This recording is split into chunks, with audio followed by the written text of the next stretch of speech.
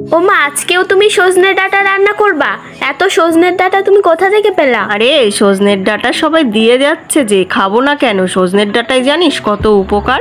তো আজকে তোর মামার বাড়ির থেকে সজনের ডাঁটা পাঠিয়েছে, কালকে পাশের বাড়ির থেকে, তারপরের দিন ওই পাশের বাড়ির থেকে, এদিক ওদিক থেকে প্রত্যেক দিন সজনের ডাঁটা দিয়ে যায়। তো কি করব, না করব না, ওদের তো করতে পারি না। তাই জন্য সজনের ডাঁটা রেখে দিয়েছি, আর অল্প অল্প 3-4 দিন পর পর করে একদিন করে রান্না করি।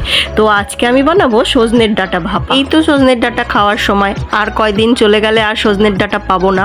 তাই জন্য আজকে সজনের ডাঁটা ভাপার জন্য সর্ষে, কাঁচা লঙ্কা, রসুন, পেঁয়াজ ভালো করে বেটে নিয়েছি। রসুন পেঁয়াজটা অল্প পরিমাণে দিয়ে একটা টিফিন বক্সের মধ্যে ধুয়ে রাখা ডাঁটাগুলো নিয়ে তার উপরে সর্ষে বাটাটা দিয়ে দিয়েছি।